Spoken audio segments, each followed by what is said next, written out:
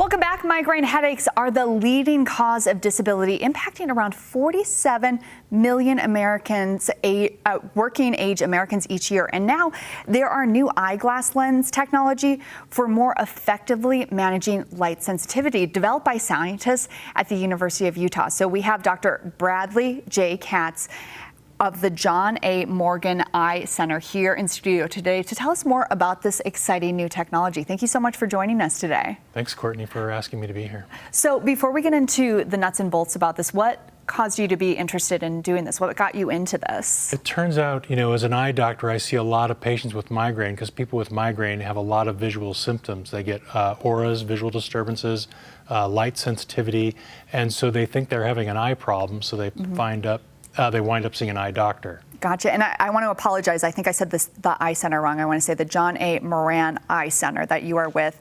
Could tell us a little bit about these glasses and how they work?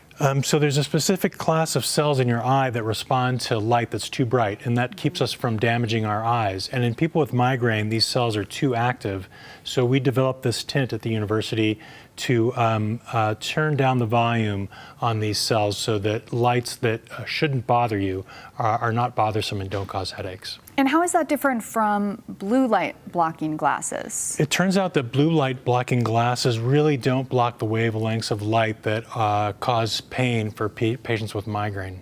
What causes people to be so sensitive to light when they do have migraines?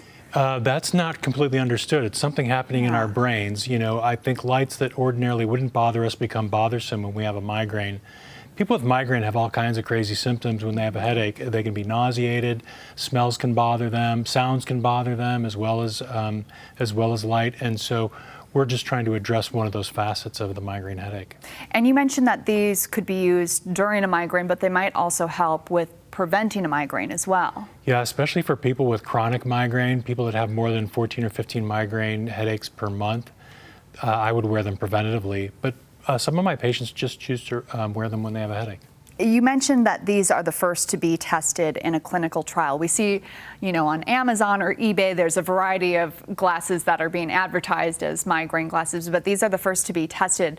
What does that mean exactly? So it means that we actually took a group of patients with migraine and put them in these glasses and demonstrated that you could reduce the frequency and severity of their headaches by wearing the glasses. And that gets you the an approval from the FDA, which is sort of the good housekeeping seal of approval that these have shown some promise in addition to a healthy lifestyle in preventing migraine. What did you hear from patients who tried them out?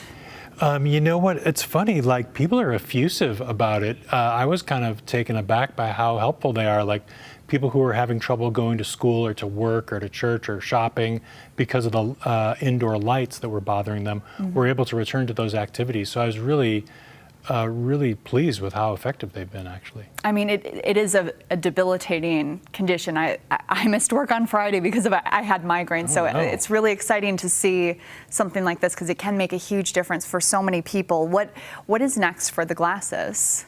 So what I would like to see next is better awareness, actually, amongst healthcare professionals. I have a lot of patients who are just reticent to take pharmaceuticals for any condition, including migraine, and so I think this is a nice non-pharmaceutical solution to headache that can be helpful to people. So my next step is to increase awareness amongst healthcare professionals. All right, Dr. Katz, thank you so much for joining us and talking about this. I think we need to have more conversations about migraines because there are a lot of people who are in pain more often than they should be. Yeah, I agree. Thanks so much, Courtney. I really appreciate it.